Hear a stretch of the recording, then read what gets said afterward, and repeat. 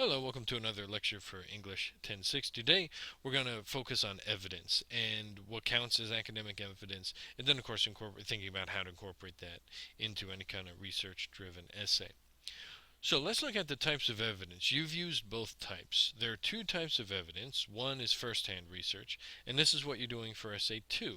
It's research that you have conducted yourself. Interviews, experiments, surveys, personal experience, and anecdotes.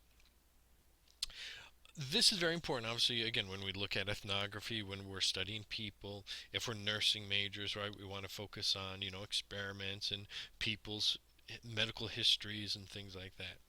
Secondhand research is research that you conduct from other sources, right? Websites, books, periodicals, everything that you get from published sources. So these are supplied and compiled by others. So again, the research you did for Essay 1 is exactly what secondhand research is. Regardless of what types of sources you use, each one must be credible. And I noticed already, even with Essay 1, a lot of people, definitely just went to the search engine rather than the databases. And so you really want to just instinctively go to the databases. Your sources must be reliable, accurate, trustworthy, and really, I should add, academic. And that's the kind of key issue now for all the kind of research we do beyond Essay 2. And so there's a couple credibility checks. So you want to ask the following questions to determine if a source is credible, right? Who is the author? If there's no author, you shouldn't be using it. And if it's like a group, if it's three separate authors, that's different. But if it's like a conglomerate, right? If it's, let's say UNCP PR department, right? That group, you want to be careful of because they have agendas. And so credible sources are written by authors respected in their fields of study. Credible sources, and of course, academics want people to recognize them through and from their ideas. And so, you know, you want responsible, credible authors. They will cite their sources so that you can check the accuracy of and support for what they have written, right? And so, again, this check is also a good way to find more sources for your own research. When you find one essay on JSTOR that's really good, well, you know what you should do? Look at their reference page or works cited page. Look for because if that essay is good, well, then their sources are going to be good as well. And so you could find more research this way. But also, it makes you realize, what is credible and what is not. Um, how recent is the source? And that's kind of key, right? While older sources help if they are from experts or renowned authors, recent sources are unimportant. Are important to find. Recent sources are much more important to find. Again, let's look at the American Civil War briefly, and let's just think about that as a topic, right? Obviously, not much has changed in terms of many facets of the American Civil War. Many useful sources may be decades old and will still contain accurate information. Yet, relying on more current sources will help your ethos, right? Will show your own credibility because it demonstrates your knowledge of contemporary academic discussions, right? You show that you understand what people are discussing today, right? And what people are re-examining or re-questioning or whatever. And so when we look at the idea of credible, right, or in terms of think about funny opposites, incredible, right? What is the author's purpose, right? So when deciding which sources to use, you should take the purpose or point of view of the author into consideration. Is the author presenting a neutral, objective view of the topic? Again, this goes to why we can't rely on Bill O'Reilly or Al Franken, for example, or Rush Limbaugh, right? Because they make clear stances that they are representing either conservative or liberal groups, right? We want authors who try to be as objective as possible. Again, is the author advocating one specific point of view, or is the funding coming from different sources, right? Who is funding the research? Who is writing the source? So all these kind of questions we want to ask. A source written from a particular perspective may be credible, of course, because you still have to take on, a specific stance yourself. However, you need to be careful that your sources do not limit your coverage of a topic to one side of a debate. All good sources will include, and we'll look at this further, a counter argument, or numerous counter arguments. So, we really want to take into account the intellectual process of conveying argumentation. a credible source will investigate a lot of different facets of a topic, not just one side or even not just two sides.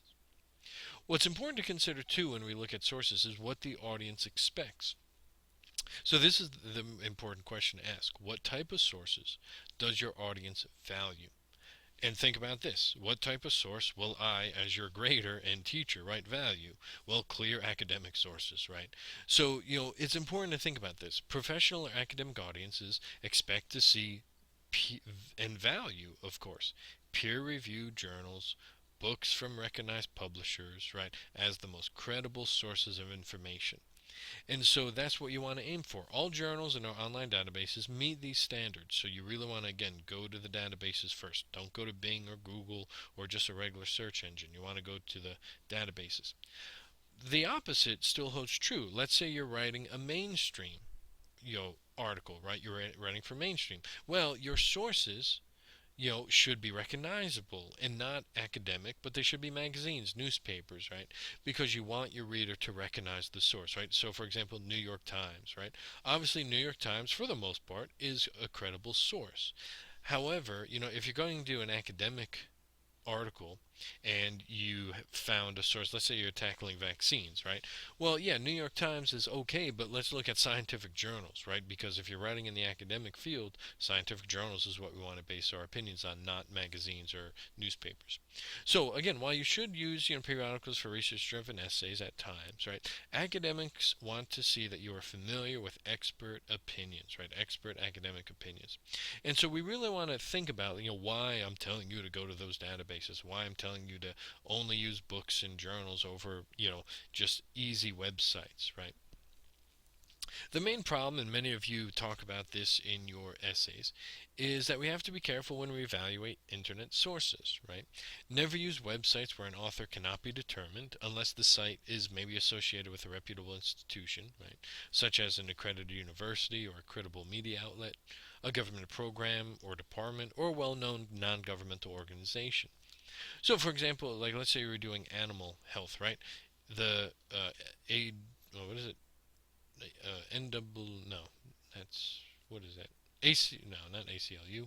A ASPCA, ASPCA versus PETA, right? ASPCA is a nonprofit organization, right? Very respected, right? PETA, while it is a nonprofit organization as well, it's much more extreme, and so you have to be careful, of which sources to look for. Of course, Wikipedia, as we said, never reference Wikipedia, right? It's collaboratively developed, as many of you know and talked about in your essays. Since anyone can add or change content, the validity of information, of course, on such sites does not meet the standards for academic research. Typically, but not always, the most reliable websites are edu.gov and .org, but not always. Not always. Again, only use academic peer-reviewed sources. So again, don't go to the internet and just go to the search engines. Use the academic sources. And that's what's important. And I'll show examples in a moment. What you could do is, and really think about, is typicality and accuracy. And this is why we don't want to use just random internet sources. Evidence needs to be typical, objective, and sensible. And as you know, the internet is not famous for being objective or sensible. Readers need to believe that the data is representative and typical rather than extreme or based solely on opinions. Data should not be used, ethically unless it is accurate and up to date. In an argumentative essay, data will be persuasive only if the reader considers it relevant to the contested issue. Again, which is why if you give me, something from just a random website like slate.com, for example, versus if you give me something from mass communications journal, right? I'm going to automatically feel that the resource mass communications journal is going to be much more reliable than just a slate.com article, even if the author is intelligent and has nothing to do with that. It all to do with expert opinion. What we could do, and this is kind of a classical kind of ideal in a way, is kind of apply the STAR criterion to data. So as you research and begin to incorporate your findings in your essay, you should consider the STAR method. And so sufficiency, right? Is there enough evidence? And you could and you should apply these to your own essays as well, because it's a good kind of criterion thought process. Is there enough evidence, right? Is there a sufficient amount of evidence? Is the chosen data representative or typical, right? Is there a sense that this is the typical information that I could find on this topic? And of course, accuracy. Is the data accurate, up to date? And then relevance, right? Is the data relevant to the claim? And so you could apply this method to your own writing to make your own writing much stronger when you get into academic research. Or you could apply it to the actual pieces of research you're finding about anything. And let's say we're just gonna just want quick information. You should still have this kind of process in your head, right? This methodology in your head when you look at sources online, right? So once you write your essay, right, and use the research you found, right, remember to let it be the main focus of your paragraph, and that's what's going to be very important. While your opinion should drive, of course, the thesis and major claims, right, we don't want to draw attention to your research process, right? We want to make your claims and then support them with valid research, right? Again, go back to that paragraph, supporting paragraph structure. Topic, sentence, example, synthesis, right? So you don't need to tell me, well, one day I was in a library and found this, right? You want to really incorporate your research in a specific pattern, right? A specific formula for those paragraphs. Another important key issue with evidence, and I said first hand and second hand, right? Another one would actually be textual evidence. And in certain essays, such as literary analyses or film reviews, might not require obviously outside research, but what it may require you to do is have textual evidence. And so evidence that you will use to support your thesis will be based on textual evidence. And what textual evidence is, it includes quotes, paraphrases, and specific detail from the original text. You use textual evidence in a way to talk about essay 1 when you looked at just the article from the from our textbook. Uncovering textual evidence really begins when you closely read a text or closely analyze any sort of object or idea. So I'm going to show you how I can kind of use textual evidence in action. Let's pretend I wanted to write how modern American film depicts, female characters, right? Always a hot topic. So I'm going to choose Brave, The Hunger Games, and Snow White and the Huntsman. Well, I need to make an assertion first. So I'm going to say something like this. Brave, The Hunger Games, and Snow White and the Huntsman challenge traditional views of women as subservient by focusing on strong female heroines. Okay, well, that's my argument. Well, what do I need, right? How do I prove to you, right? I don't want to do outside research. I want to specifically use points from the movies, right? So I would use specific scenes, textual evidence, right, and aspects to prove my argument. So in Brave, even as a bear, right, the queen tries to maintain a sense of decorum and pride. In The Hunger Games, right, the scene where Peeta jokingly suggests to Katniss that he should be in charge of the bow and arrow kind of subverts the typical role of men, right, as the savior of women, because she just knocks him down. She's like, nope, I'm keeping the arrow, right? And so we find textual evidence time and time again in these works. And I could say, too, in Snow White and the Huntsman, transforming Snow White into a warrior, right, demonstrates how modern art inverts historically patriarchal-driven characterization. Snow White in the movie rides a horse in the front of her army, right, with charging with sword raised. And so I could give you specific textual and visual evidence from the movies to prove my point. So I'm not using first-hand research because I'm not using, personal experience or anecdote. I'm not using, outside sources. What I'm using is a specific kind of evidence that's textual based, right? Or visual based in the case of a movie. And so I'm using textual evidence to prove to you an assertion about my interpretation concerning a text, right, concerning a movie. And so textual evidence is also important to kind of think about at times when we need to really analyze a source. So what's going to happen, right? You will have instances where you will need to mix internal and external evidence.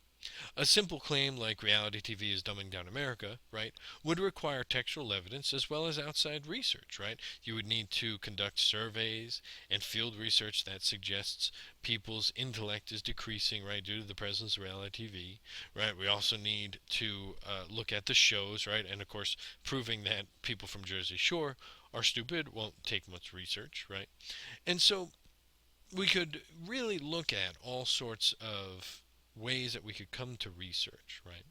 And so again, let's recap. The purpose of research in academic essays, right? We want to demonstrate our research abilities, We want to show how we participate, right,